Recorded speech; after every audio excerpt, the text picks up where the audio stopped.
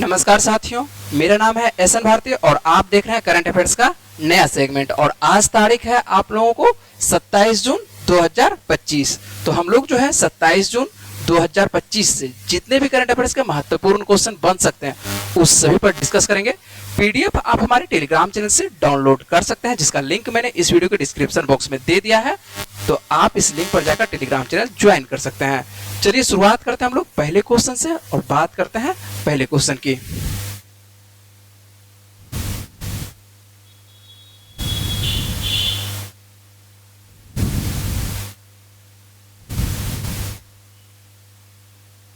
और पहला क्वेश्चन देखिए क्या है। तो पहला क्वेश्चन है, नशीली दवाओं के दुरुपयोग और अवैध तस्करी के खिलाफ अंतर्राष्ट्रीय दिवस प्रतिवर्ष कब मनाया जाता है। तो यह प्रतिवर्ष जो मनाया जाता है आपको 26 जून को मनाया जाता है। कब मनाया जाता है? तो 26 जून को मनाया जाता है।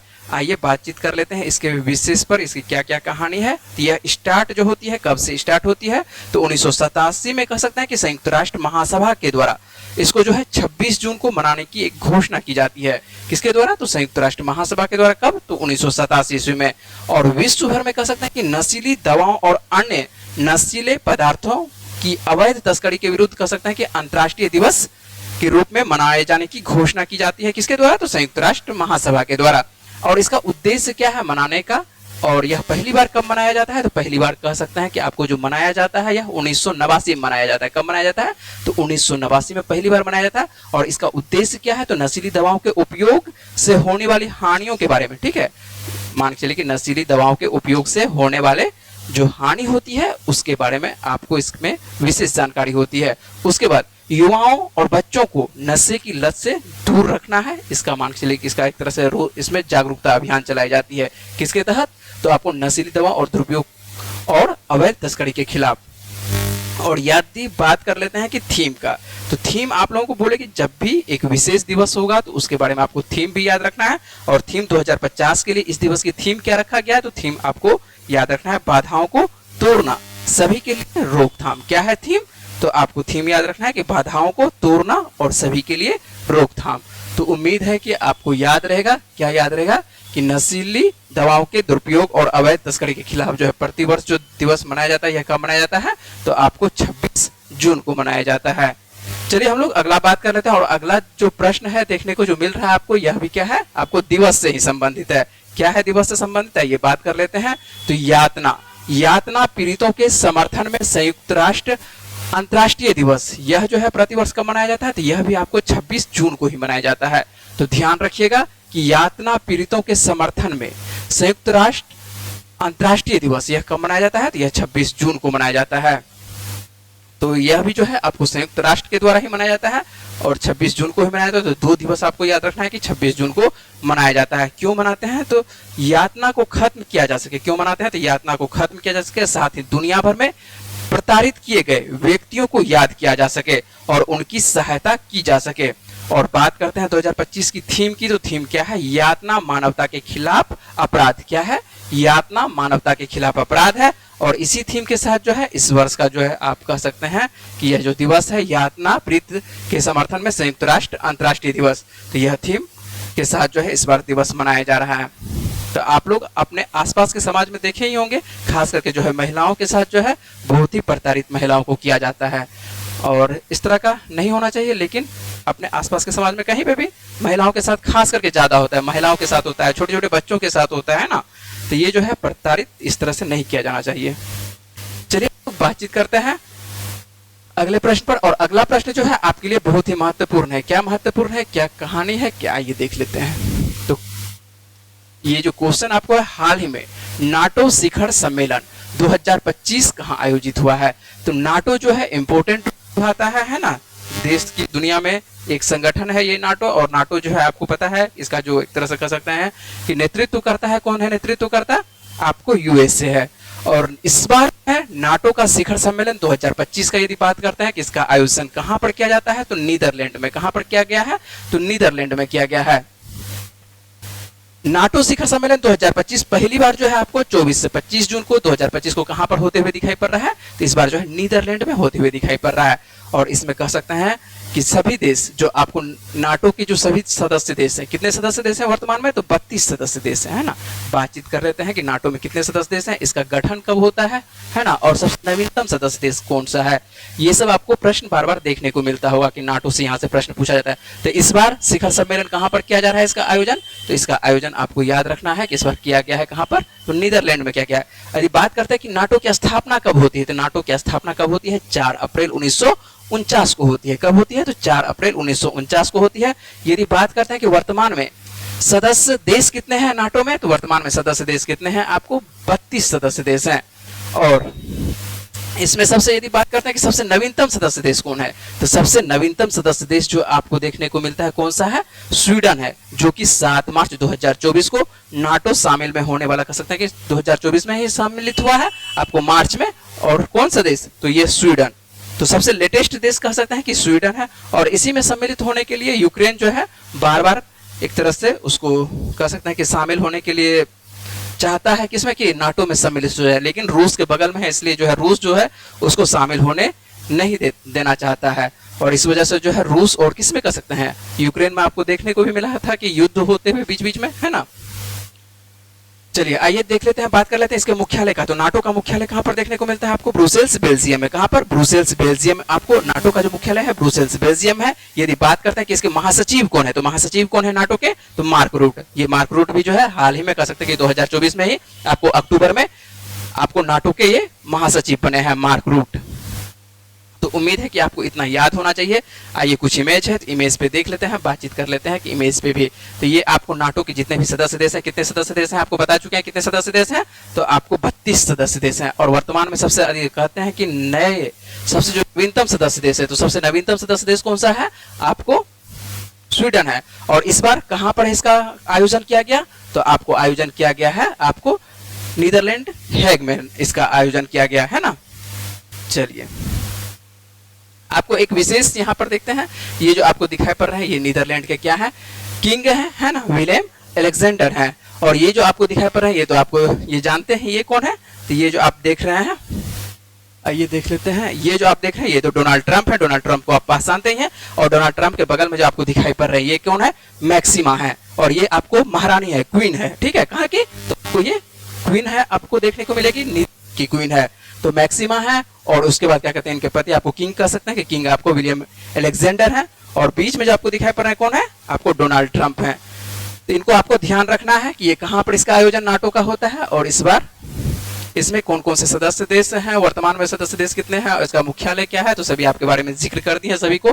तो आपको ध्यान रखना है, यहाँ से प्रश्न आपको बार बार देखने को मिलता है, किसी भी आपको प्रश्न किसी परीक्षा में कह सकते हैं कि यहाँ पे प्रश्न बनाया जाता है। चलिए अगले प्रश्न पर बात करते हैं। और ये प्रश्न भी आपके लिए बहुत ही महत्वपूर्ण है।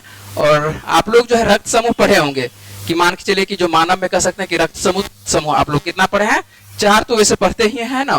वैसे बायोटेक्नोलॉजी जिसका रहता है तो वो ज्यादा पढ़ते हैं, लेकिन आप लोग जो है नॉर्मल वे पढ़ते हैं, तो नॉर्मल वे में कह सकते हैं कि आप लोग 4 आपको रक्त समूह पढ़ाया जाता है। लेकिन यहाँ पर करंट अफेयर से संबंधित है, तो करंट अफेयर से क्या संबंधित है, आइए देख लेते हैं। तो करंट अफेयर से संबंधित है आपको कि हाल ही में किस देश की महिला में नए रक्त समूह की खोज की गई है। किसके बारे में बातचीत कर रहे हैं, कि आपको हाल ही में किस देश की महिला में जो है नए रक्त समूह की खोज की गई है। तो इसमें आपको कहा कि ये तो आपको फ्रांस में, तो फ्रांस की एक महिला है, फ्रांस की नहीं कह सकते कि ये ग्वाडेलोप की है, ठीक है, उसमें अधिकार वैसे फ्रांस का ही है। तो ये ग्वाडेलोप की आपको महिला देखने को मिलती है। और ग्वाडेलोप की महिला में क्या एक नया रक्त समूह यहाँ पर देखने को मिल रहा है, ठीक है। तो फ्रांस की रक्त कह सकते हैं कि आपूर्ति एजेंसी ने घोषणा की है कि कैरिबियाई द्वीप ग्वाडेलोप, कौन सा देश है, ग्वाडेलोप है। और ग्वाडेलोप की एक फ्रांसीसी महिला है, ठीक है, क्या है, तो ग्वाडेलोप की एक फ्रांसीसी महिला है। और उसमें जो देखा गया एक नए रक्त समूह देखा गया, ठीक है, उसमें पहचाना गया, नए रक्त समूह को पहचाना गया और उसका नया नाम रखा गया है। जैसे आप लोग रक्त समूह पढ़ते होंगे कि ए बी, है ना, ए बी उसके बाद ओ, ये आप 4 ब्लड ग्रुप पढ़ते हैं। और वही उसी 4 ब्लड ग्रुप में कह सकते हैं कि एक जो नया ब्लड ग्रुप नाम रखा गया, कौन सा, ग्वाडा नेगेटिव नाम रखा गया। क्या नाम रखा गया, एक बार फिर से, ग्वाडा नेगेटिव नाम रखा गया है। तो ग्वाडा नेगेटिव आपको याद रखना है। और बात कर लेते हैं कि दुनिया में अब तक जो है कितना 48 रक्त समूह की खोज की जा चुकी है। इसको लगाकर यदि बात करते हैं, इससे पहले 47 रक्त समूह था। इससे पहले यदि बात करते हैं तो वैज्ञानिक संघ के द्वारा इससे पहले 47 रक्त समूह, सही सुन रहे हैं, 47 रक्त समूह है ना, तो आप 47 रक्त समूह, लेकिन इसको लगा के कितना रक्त समूह, 48 रक्त समूह हो चुका है। ठीक है, तो अब तक जो है वैज्ञानिक के द्वारा कितना रक्त समूह की खोज की जा चुकी है, तो 48, दुनिया में कह सकते हैं कि 48 रक्त समूह की खोज की जा चुकी है। तो आपको यहां से प्रश्न ध्यान रखना है, क्या ध्यान रखना है कि कितना रक्त समूह है। वैसे आप लोगों को 4 ही पढ़ाया जाता है बायोलॉजी के अंतर्गत, यदि आप देखते हैं तो बायोलॉजी के अंतर्गत आपको 4 रक्त समूह कह सकते हैं, और वैसे पॉजिटिव निगेटिव बात कर लेता था 8 हो चुका है ना, 8 हो सकता है, कर सकते हैं। तो यहाँ पर आपको 4 ही रखना है। उसके बाद लेकिन आपको ये ग्रुप जो करंट अफेयर्स के अंतर्गत है, तो ये करंट अफेयर्स के अंतर्गत आपको याद रखना है कि ये महिला कहाँ की है, फ्रांस की रहने वाली है। चलिए अगले प्रश्न पर बात करते हैं, है ना, तो ये ध्यान रखिएगा ब्लड ग्रुप के लिए। तो ब्लड ग्रुप से आपको प्रश्न बनने को हो सकता है कि बनाया जा सकता है करंट अफेयर्स के अनुसार से। चलिए आगे देख लेते हैं हम लोग। हाल ही में किसने अपनी आत्मकथा लिखी है ना, और ये प्रकाशित किया गया है। हाल ही में किसने अपनी आत्मकथा one cricket my life and more लिखी है। क्या नाम है कि किताब का, तो one cricket my life and more लिखी गया है, और किसके द्वारा, तो शिखर धवन के द्वारा। तो ये तस्वीर से आपको वैसे संबंध में आ जा रहा होगा कि ये तस्वीर किनका है, शिखर धवन का है। और इस पे जो आपको ये जो किताब देखने को मिल रहा है, तो आपको फ्रंट पेज पे जो आपको चित्र देखने को मिलेगा, सेम यही चित्र देखने को मिलेगा। तो ये फ्रंट पेज का ये चित्र लिया गया है, और शिखर धवन का ये किताब है, और इसकी आत्मकथा का क्या नाम है, तो आत्मकथा है आपको one cricket my life and more. तो किताब से भी प्रश्न पूछा जाता है, जो नवीनतम किताब लॉन्च किया जाता है, नवीनतम किताब जो मार्केट में रहती है या किसी की आत्मकथा रहती है, तो ये आप लोगों को बार बार पूछा जाता है। तो यहाँ से आपको प्रश्न को ध्यान रखना है, ये किसकी है, तो आपको शिखर धवन का। तो भारत के ये क्या है, पूर्व सलामी बल्लेबाज है शिखर धवन।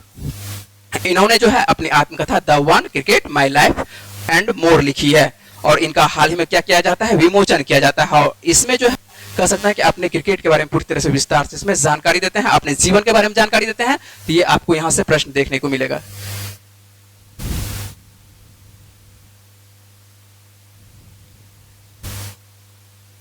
चलिए अगले प्रश्न पर बात करते हैं, और अगला प्रश्न क्या है, तो अगला प्रश्न जो आपको देखने को मिल रहा है किससे, जलवायु से संबंधित देखने को मिल रहा है। और क्या है, हाल ही में भारत का पहला तितली अभ्यारण्य। तो भारत का कह सकते हैं कि पहला, यदि पूछे कि भारत का पहला तितली अभ्यारण्य किस राज्य में स्थापित किया गया है, तो किस राज्य में स्थापित किया गया है, तो यह केरल में स्थापित किया गया है। हाल में कह सकते हैं कि केरल के कन्नूर जिले में तो अरलम वन्यजीव कह सकते हैं कि अरलम वन्यजीव अभ्यारण्य का जो है आधिकारिक तौर पर नाम बदल दिया गया है। ठीक है, सिर्फ नाम बदला गया है, नाम बदलकर क्या रख दिया गया है, इसको जो है आपको अरलम तितली अभ्यारण्य कर दिया गया। क्या कर दिया गया है, अरलम तितली अभ्यारण्य कर दिया गया। ध्यान रखिएगा, यह अभ्यारण्य पहले से ही मौजूद था, और इस अभ्यारण्य का क्या नाम हुआ करता था, तो अरलम वन्यजीव अभ्यारण्य हुआ करता था। और इसका नाम क्या कर दिया जाता है, इसका नाम परिवर्तन कर दिया जाता है, और नाम परिवर्तन करके क्या कर दिया गया है, अरलम आपको तितली अभ्यारण्य कर दिया गया है। तो ये आपको कह सकते हैं कि पर्यावरण से संबंधित प्रश्न देखने को मिल रहा है ना, पर्यावरण से संबंधित प्रश्न है, तो आपको ध्यान रखना है। और यह तितली अभ्यारण्य कह सकता है जो स्टार्ट किया गया किस लिए, तो तितली के संरक्षण में नाम रखा गया है, तितली के नाम से रखा गया है। तो स्वाभाविक बात है कि तितली को यहाँ पर क्या किया जाएगा, संरक्षण किया जाएगा। तो तितली एक कह सकते हैं कि अग्रणी, यहाँ पर ध्यान रखिएगा, यह जो तितली संरक्षण में कह सकते हैं कि एक अग्रणी कदम था, और इसे भारत का पहला समर्पित तितली अभ्यारण्य का नाम दिया गया है, और इसको कह सकते हैं कि बनाया गया भारत सरकार के द्वारा। भारत का भी ये पहला तितली अभ्यारण्य है। तो ध्यान इतना ही रखना है कि भारत का पहला तितली अभ्यारण्य कौन सा है, तो भारत का पहला तितली अभ्यारण्य आपको देखने को मिलेगा कहां पर, केरल के कन्नूर जिले में। कहां पर, तो केरल का कन्नूर जिला है, और यहाँ पर भारत का कह सकते हैं कि पहला तितली अभ्यारण्य बनाया गया है, अरलम तितली अभ्यारण्य, जो कि भारत का पहला तितली अभ्यारण्य है। चलिए अगले प्रश्न पर बात करते हैं। अगला प्रश्न क्या है,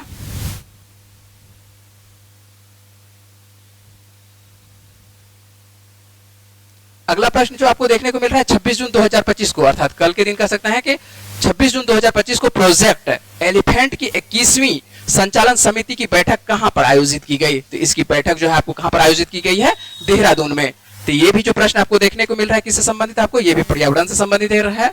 आपको 26 जून 2025 को प्रोजेक्ट एलिफेंट, तो प्रोजेक्ट एलिफेंट को आपको याद रखना है, इसकी 21वीं संचालन समिति की गई है, और कहां पर किया गया है, तो देहरादून में किया गया है।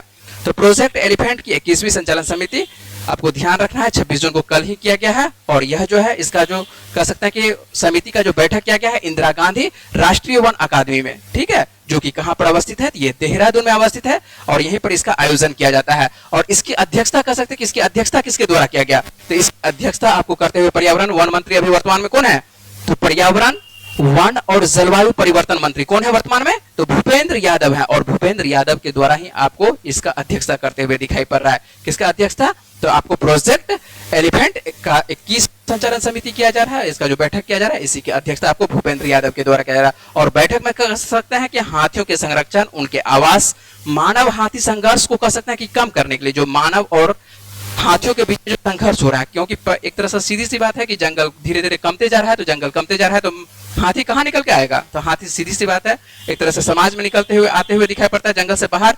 तो और मानव और हाथी में क्या हो रहा है? संघर्ष देखने को मिल रहा है, और इस संघर्ष को क्या करना है? कम करना है। ठीक है, और यहां से ही आपको एक प्रश्न और बता चुके हैं, वैसे ये अगस्त में फिर से आने वाले दिनों में आपको बता देंगे, लेकिन अभी ध्यान रखिएगा जब प्रोजेक्ट एलिफेंट के बारे में बात है तो प्रोजेक्ट एलिफेंट के बारे में यहीं पर बात कर लेते हैं। यह जो है आपको कह सकते हैं कि विश्व हाथी दिवस, क्या है? विश्व हाथी दिवस। यदि पूछे कि विश्व हाथी दिवस कब मनाया जाता है, तो विश्व हाथी दिवस आपको कितने तारीख को मनाया जाता है? तो 12 अगस्त को मनाया जाता है। कितने तारीख को? तो विश्व हाथी दिवस यहाँ पर भी कह सकते हैं कि आपको 12 अगस्त को देखने को मिलता है। और आपको ध्यान रखना है कि प्रोजेक्ट एलिफेंट कब? तो 21वीं आपको कह सकते हैं कि संचालन समिति बैठक देहरादून में की गई है ना। चलिए आगे बात कर लेते हैं। तो प्रोजेक्ट एलिफेंट आपको याद रखना है कि इसका 21वां बैठक कहां पर किया गया है? तो 21वां बैठक इसका आयोजन किया गया है आपको देहरादून में किया गया है। और इसका अध्यक्षता किसके द्वारा किया गया है? तो इसका अध्यक्षता आपको किया गया है भूपेंद्र यादव के द्वारा किया गया है। चलिए अगले प्रश्न पर बात कर लेते हैं। और अगला प्रश्न क्या है? हाल ही में किस देश में आयोजित Ostrava Golden Spike athletics meet में नीरज चोपड़ा ने स्वर्ण पदक जीता है? तो यह कहां पर, किस देश में कह सकते हैं? तो यह आपको जीतते हुए दिखाई पड़ रहा है चेक गणराज्य में। हाल ही में किस देश में, क्या है प्रश्न कि हाल ही में किस देश में जो है आयोजित होता है कौन सा खेल? तो Ostrava Golden Spike athletics meet, और इसमें नीरज चोपड़ा ने कौन सा पदक जीता है? तो नीरज चोपड़ा के द्वारा आपको ध्यान रखना है कि आपको स्वर्ण पदक जीता गया है। और स्वर्ण पदक ये जो आपको जीते हैं कहां पर, किस राज्य में इसका आयोजन हो रहा है? ओस्ट्रावा गोल्डन स्पाइक एथलेटिक्स का, तो इसका आयोजन होते हुए दिखाई पड़ रहा है आपको चेक गणराज्य में। और आपको मालूम होना चाहिए कि भारत की ये क्या है, आपको प्रसिद्ध खिलाड़ी है कौन सा? नीरज चोपड़ा। किस खेल से संबंधित है? तो भाला फेंक से, या जेवलिन थ्रो इसको बोल सकते हैं कि जेवलिन थ्रो या भाला फेंक से संबंधित ये खिलाड़ी हैं। और आपको 4 दिन पहले भी इनसे संबंधित एक प्रश्न दिए थे, और ये संबंध आपको था, ये जो प्रश्न आपको क्या था? तो प्रश्न आपको करवाए थे कि पेरिस डायमंड लीग, ठीक है, हाल ही में इन्होंने कौन सा जीते हैं, कौन सा लीग जीते हैं? तो पेरिस डायमंड लीग, जो कि पेरिस में होता है इसका आयोजन, तो पेरिस डायमंड लीग है। यहाँ पर भी लिख दिया है कि 4 दिन पहले ही आपको ये प्रश्न करवाए थे, और उसमें भी अंतरराष्ट्रीय स्तर पर ये कह सकते हैं कि वहां पर भी ये दूसरी जीत रही थी। या ये देख लेते हैं यहाँ पर। तो आपको नीरज चोपड़ा के द्वारा सीधी सी बात है कि कौन सा पुरस्कार जीता है जाता है? तो आपको क्या कहते हैं, गोल्डन स्पाइक मीट में जो है कह सकते हैं कि पहली बार ये खेल रहे हैं, और यहाँ पर पहली बार खेलते हुए भी आपको कह सकता है कि सीधी सी बात है कि आपको कौन स्वर्ण पदक जीतते हुए दिखाई पड़ रहा है ना। कौन सा पदक? तो स्वर्ण पदक यहाँ पर जीत रहे हैं। ठीक है, तो आपको ध्यान रखना है। कितना मीटर फेंके थे आपको भाला, कितना मीटर? तो 85.29, ठीक है, 85.29 मीटर आपको जेवलिन थ्रो करते हुए दिखाई पड़ रहे हैं। ठीक है, सेकंड स्थान पर देख लीजिए। सेकंड स्थान वैसे आप लोगों को पूछा नहीं, लेकिन आपको पीडीएफ में दे चुके हैं कि पीडीएफ में कौन है। तो आपको सेकंड स्थान याद रखिएगा कि आपको दक्षिण अफ्रीका के डॉव स्मिथ रहते हैं, और डॉव स्मिथ कह सकते हैं कि आपको 84.12 मीटर के साथ दूसरे स्थान पर रहते हैं। और ग्रेनेडा के 2 बार के विश्व चैंपियन एंडरसन जो है, एंडरसन पीटर्स जो रहते हैं, आपको 83.63 मीटर के साथ ये तीसरे स्थान पर हासिल करते हैं। तो आपको ध्यान रखना है, सीधी सी बात है कि आपको क्या कहते हैं, Ostrava Golden Spike athletics meet में नीरज चोपड़ा के साथ जीतते हैं, आपको गोल्डन पदक जीतता है। ठीक है, सीधी सी बात है, स्वर्ण पदक इनके द्वारा जीता जाता है। तो स्वर्ण पदक जब भी जीतते हैं तो आपको ध्यान रखना है। चले आगे।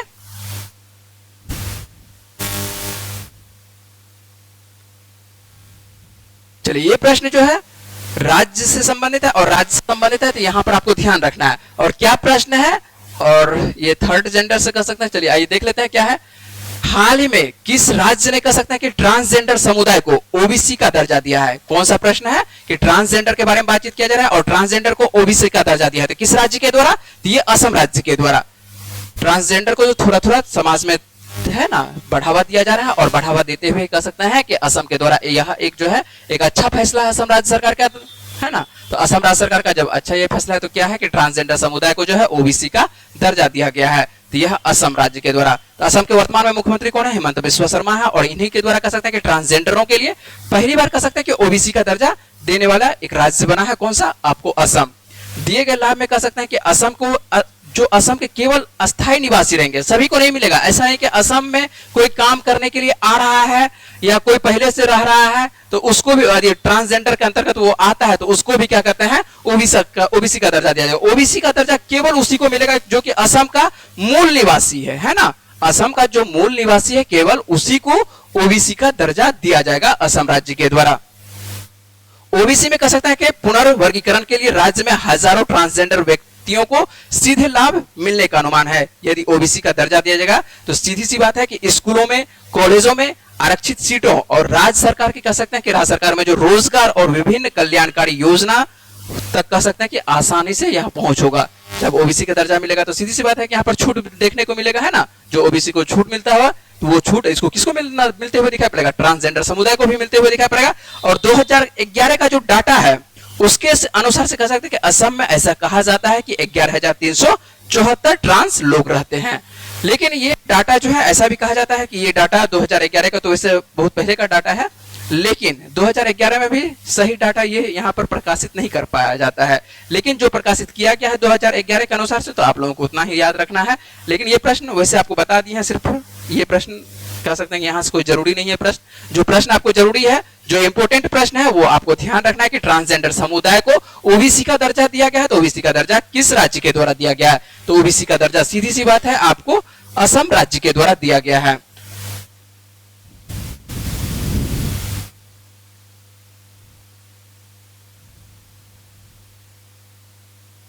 चलिए अगले प्रश्न पर बात करते हैं। सरकारी स्कूलों में शैक्षणिक रूप से कमजोर छात्रों, कह सकते हैं छात्रों को तकनीक के माध्यम से आगे बढ़ाने के लिए विद्या शक्ति पहल किस राज्य में शुरू की गई है। तो सीधी सी बात है कि विद्या शक्ति पहल जो है किस राज्य के द्वारा शुरू किया गया है। तो विद्या शक्ति पहल जो है किस राज्य के द्वारा, आंध्र प्रदेश के द्वारा। किस राज्य के द्वारा, तो आंध्र प्रदेश के द्वारा ये शुरू किया गया है। और विद्या शक्ति क्या है, आइए उस पर भी बातचीत करते हैं। तो सबसे पहले तो ये किसके लिए, तो ये शैक्षणिक आपको स्कूल और कह सकते हैं कि शैक्षणिक क्षेत्र में लाया गया है। और किसके लिए, खास करके ये कमजोर छात्रों के लिए। किनके लिए, जो कमजोर छात्र है, जो कि आसानी से समझ नहीं पाते हैं किसी भी बातों को। तो जून 2025 में कह सकते हैं कि आपको 25 जून 2025 को ही आंध्र प्रदेश सरकार ने कह सकता है कि स्कूलों में धीमी गति से सीखने वाले छात्रों पर, किसके बारे में बातचीत कर रहे हैं कि धीमी गति से, जो कि आसानी से समझ नहीं पाते हैं। कुछ बच्चे ऐसे होते हैं कि जो कि एक बार में ही समझ जाते हैं, कुछ बच्चे ऐसे होते हैं कि उसको 2-3 बार समझाना पड़ता है।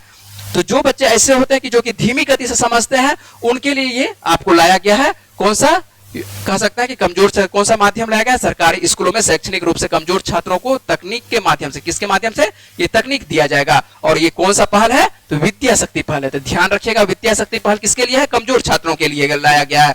और जब बात करते हैं आपको आंध्र प्रदेश का, तो आंध्र प्रदेश की आप राजधानी बता दीजिए जल्दी से। तो आंध्र प्रदेश की राजधानी जो है एक तरह से बनाया जा रहा है, वैसे घोषणा है कि क्या, अमरावती, है ना। उसके बाद वर्तमान में यदि बात करते हैं कि मुख्यमंत्री कौन है, तो मुख्यमंत्री कौन है, चंद्रबाबू नायडू है। यदि राज्यपाल की बात करते हैं तो राज्यपाल कौन है, अब्दुल नजीर है। यदि लोकसभा की बात करते हैं कहां पर, आपको आंध्र प्रदेश में तो कितनी सीटें हैं, आपको 25 सीटें हैं। और राज्यसभा की कितनी सीटें दिखाई पड़ती है, आपको 11 सीटें हैं। तो ध्यान रखना है आपको। चलिए आइए एक बार नजर डाल लेते हैं किस पे, विद्या शक्ति क्या है, इस पे बातचीत कर लेते हैं, ठीक है। तो विद्या शक्ति क्या है, तो विद्या शक्ति वैसे आपको बता चुके हैं, लेकिन एक बार फिर से देख लीजिए कि विद्या शक्ति एक क्या है, ऑफलाइन सुधारात्मक शिक्षा कार्यक्रम है। जो बच्चे मान के चलिए कि ऑफलाइन में स्कूल जाते हैं, है ना, सरकारी स्कूल जा रहे हैं और उनको समझ में परेशानी हो रही है, तो समझ में परेशानी हो रही है तो उनको कह सकते हैं कि स्कूल के बाद जो है वहीं पर रुकना होगा, ठीक है। कहां पर रुकना होगा, स्कूल के बाद वहीं पर रुकना होगा, विद्या शक्ति के अंतर्गत। तो यहाँ पर विद्या शक्ति एक ऑफलाइन सुधारात्मक शिक्षा कार्यक्रम है जो गणित, विज्ञान, अंग्रेजी में शैक्षणिक रूप से कमजोर छात्रों को लक्षित करता है। तो खास करके ध्यान रखिएगा किस छात्रों को लक्षित किया जाता है, तो कमजोर छात्रों को लक्षित किया जाता है। यह सीखने के लिए उन्नत उपकरणों, कुछ इसको सिखाया जाएगा, कुछ नए उपकरण के दिए, कुछ नए तकनीक लाया जाएगा, उस तकनीक के साथ कर सकते हैं इसको सिखाने की कोशिश किया जाएगा। तो उन्नत उपकरणों और स्कूलों के सत्रों के बाद, ठीक है, स्कूल जब चल जाएगा, ठीक है, जब जिनको समझ में नहीं आएगा, सिंपल सी बात है, जिनको समझ में कहा जाएगा कि रुक जाइए आप, ठीक है, तो रुक जाइए, उसके बाद समझाया जाएगा, एक तकनीक के माध्यम से समझाने की कोशिश किया जाएगा। तो ये आपको लाया जा रहा है किसके द्वारा, तो आपको आंध्र प्रदेश के द्वारा। तो सबसे पहले कह सकते हैं कि वर्तमान में पूरे आंध्र प्रदेश में चरणबद्ध तरीके से इसको क्या किया जाएगा, तो लागू किया जाएगा। तो विद्या शक्ति आपको ध्यान रखना है कि विद्या शक्ति क्या है और ये किसके लिए लाया गया है, तो कमजोर छात्रों के लिए लाया गया है, ठीक है। चलें आगे बातचीत करते हैं अगले प्रश्न पर।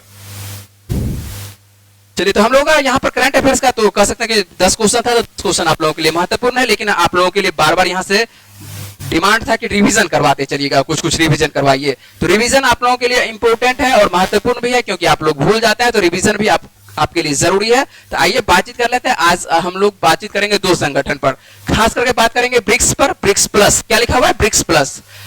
तो ब्रिक्स प्लस क्या है और क्या कहते हैं, इसके बारे में मान के चलो, वैसे तो आपको समझा चुके हैं, करवा चुके हैं, प्रश्न करवा चुके हैं, ठीक है। आपको क्या कहते हैं, यदि विस्तार से जानकारी लेना चाहते हैं तो आप क्या कहते हैं, आप जहां वीडियो जहां पर देख रहे हैं जिस चैनल पे, ठीक है, उस चैनल पे भी आपको एक दिया गया है, क्या दिया गया है, एक प्लेलिस्ट दिया गया है ना। तो प्लेलिस्ट में जाके आप देख सकते हैं कि ब्रिक्स के बारे में आपको जानकारी दिया गया है, तो ब्रिक्स के बारे में वहां पर विशेष जानकारी दिया गया है। लेकिन आइए यहाँ पर भी हम लोग रिवीजन, शॉर्ट में रिवीजन कर लेते हैं, क्या चलते हैं अगले यहाँ पर बात करते हैं। ब्रिक्स क्या है? एक औपचारिक समूह है और जिसका गठन कर सकते हैं कि ये कब आती है या इसका अस्तित्व में कब आता है, तो ये 2006 में ये अस्तित्व में आता है ना। और पहला ब्रिक्स शिखर सम्मेलन 2009 में होता है। देखिए इसका अस्तित्व कह सकते हैं कि आता है ये 2006 में, अस्तित्व कह सकते हैं कि पूरे विश्व परिदृश्य पर ये जो आती है, कब आती है ब्रिक्स, तो आप पहले ब्रिक आता है, क्या नाम आता है पहले? BRIC रहता है, ठीक है। बातचीत करते समय पर बात करते थे 1 2 3 4 देश रहता है, ठीक है। तो पहले क्या रहता है? ब्रिक रहता है। देखिए यहाँ पर लिखा भी ब्रिक नाम लिखा हुआ है। ब्रिक क्या है?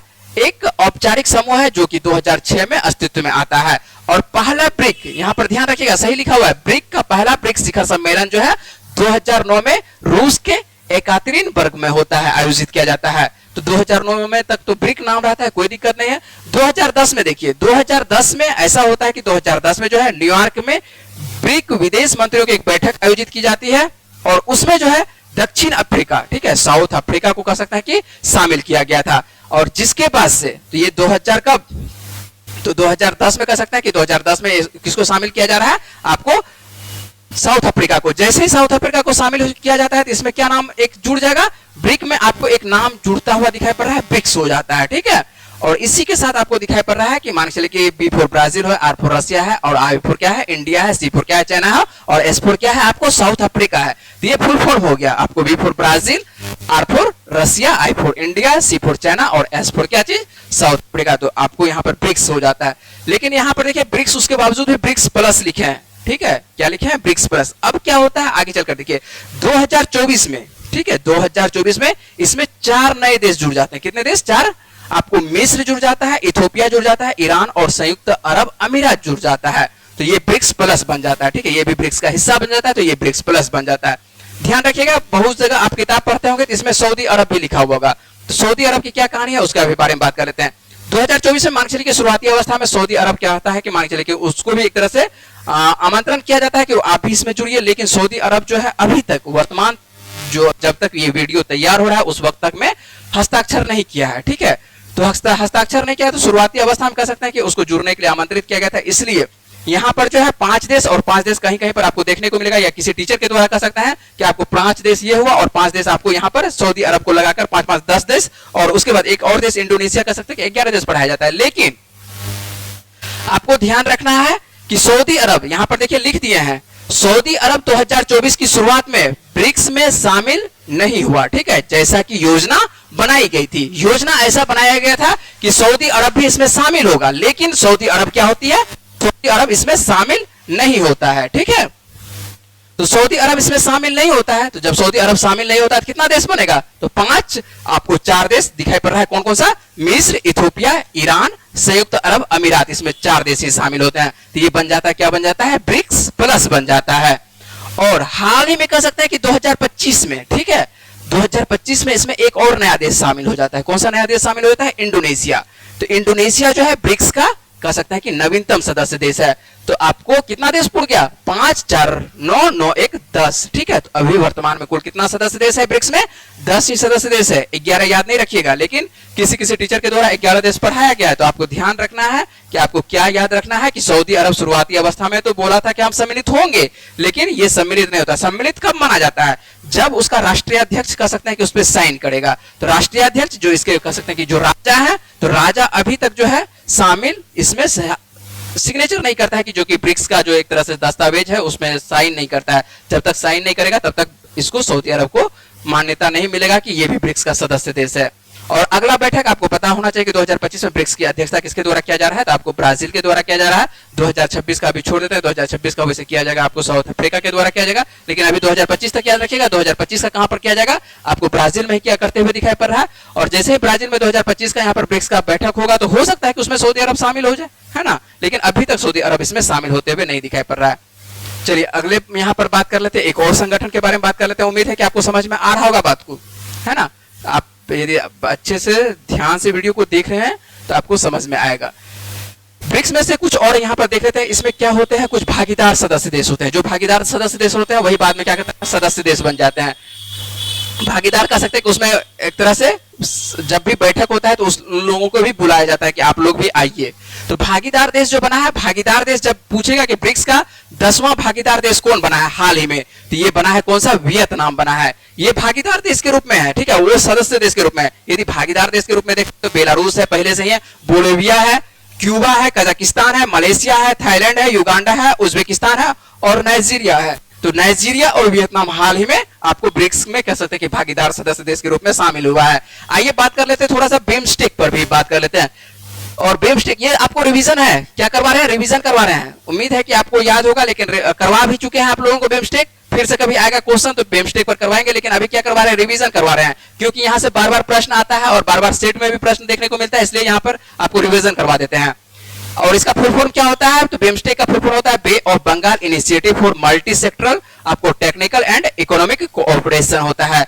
हिंदी में यदि बात करते हैं तो हिंदी में इसका क्या नाम हो जाता है आपको, यह जो है आपको एक क्षेत्रीय बहुपक्षीय संगठन है और बंगाल की खाड़ी के तटवर्ती और सीमावर्ती क्षेत्रों में स्थित इसके सदस्य देश हैं। तो ये सीधी सी बात है, नाम में है लगा हुआ बंगाल, ठीक है, बंगाल इनिशिएटिव। तो ये जो है बंगाल की खाड़ी के जो तटवर्ती इलाके के आसपास में जो देश है उसी को इसमें शामिल किया गया है। और इसमें यदि बात करते हैं कि कौन कौन सा देश शामिल किया गया है, तो इसमें जो है वर्तमान में क्या कहते हैं आपको 7 देश, और 7 देश में से यदि कहते हैं कि 5 दक्षिण एशिया के सदस्य देश हैं। और कौन कौन सा है, जिसमें कि आपको बांग्लादेश है, भूटान है, भारत है, नेपाल है, श्रीलंका है ना। और उसके बाद 2 यदि बात करते हैं कि 2 जो आपको म्यांमार और थाईलैंड, ये दक्षिण पूर्व एशिया से है। तो दक्षिण पूर्व एशिया से आपको 2 देश दिखाई पड़ता है, म्यांमार और थाईलैंड दिखाई पड़ता है। जबकि दक्षिण एशिया से आपको दिखाई पड़ता है 5 देश। कौन कौन सा दिखा है आपको, बांग्लादेश की यदि बात करते हैं तो आपको दक्षिण एशिया से आता है, भूटान दक्षिण एशिया से, भारत दक्षिण एशिया से, उसके बाद नेपाल दक्षिण एशिया से और श्रीलंका दक्षिण एशिया से। जबकि म्यांमार, थाईलैंड ये दक्षिण पूर्व एशिया के सदस्य देश हैं। ऐसे यदि आप नॉर्मल तरीके से याद करना चाहते हैं तो सीधी सी बात है कि नॉर्मल तरीके से कितना सदस्य देश आपको, 7 सदस्य देश। कितना, तो आपको बिम्स्टेक में याद रखिएगा कि 7 सदस्य देश। यहाँ पर रिवीजन है, तो रिवीजन पर मान चलिए ज्यादा बातचीत करना उचित नहीं है, तो इतना रखते हैं रिवीजन में। चलिए हम लोग आप लोगों को जो कल का जो वीडियो था, जो आप लोगों को प्रश्न पूछे थे, इसका क्या प्रश्न है वो देख लेते हैं। तो प्रश्न का आंसर आप लोग जो आंसर दिए हैं तो उन्हें बहुत बहुत शुक्रिया। जो आंसर नहीं दे रहे हैं, केवल वीडियो देख के आप आगे बढ़ जा रहे हैं, तो केवल आंसर नहीं दीजिएगा तो आपको समझ में नहीं आएगा कि क्या कहते हैं, क्या सही से आप पढ़ रहे हैं या नहीं पढ़ रहे हैं। तो आंसर देने की कोशिश कीजिए, ठीक है। चलिए देख लेते हैं कि क्या प्रश्न था, कि टेस्ट मैच की दोनों पारियों में शतक बनाने वाले पहले भारतीय विकेटकीपर बल्लेबाज बने हैं। तो कौन बने हैं, सीधी सी बात है कि ऋषभ पंत के द्वारा आपको दिखाई पड़ता है, क्या दिखाई पड़ता है कि दोनों पारियों में, क्या दोनों पारियों में जो है शतक बनाने वाले कह सकते हैं कि भारत के पहले ऐसे विकेटकीपर बल्लेबाज बने हैं कि जो कि आपको दोनों पारियों में दिखाई पड़ते हैं कि शतक बनाते हुए दिखाई पड़ते हैं, है ना। चलिए हम लोग आज का प्रश्न देख लेते हैं, तो आज का क्या प्रश्न है उस पर भी बातचीत कर लेते हैं। आज का प्रश्न है, निम्न में से किस शहर में अंतरराष्ट्रीय आलू केंद्र के दक्षिण एशिया क्षेत्र केंद्र की स्थापना की जाएगी। ठीक है, एक बार फिर से देख लेते हैं कि पूछा जा रहा है कि निम्न में से किस शहर में अंतरराष्ट्रीय आलू केंद्र के दक्षिण एशिया क्षेत्रीय की स्थापना की जाएगी। यह प्रश्न जो है आपको कल पूरे विस्तार से इसके बारे में बताया है ना, और उम्मीद है कि आप लोगों को इसका आंसर आता होगा। तो इसका सही आंसर क्या बन रहा है आप लोगों को देना है, कहां पर जवाब, कमेंट बॉक्स में जवाब देना है। मुझे उम्मीद है कि इस वीडियो में जितने भी इंपॉर्टेंट क्वेश्चन पर बातचीत किए हैं वह पॉइंट्स आपको समझ में आए होंगे। अगर आपको वीडियो अच्छी लगी तो आपको वीडियो को क्या करना है, लाइक करना है और चैनल को सब्सक्राइब करना है और अपने दोस्तों को इस वीडियो के बारे में बताना है और शेयर भी करना है। चलिए मिलते हैं आप लोगों से अगली वीडियो में, तब तक के लिए अपना ख्याल रखिए, पढ़ते रहिए, वीडियो में बने रहने के लिए बहुत बहुत शुक्रिया, धन्यवाद।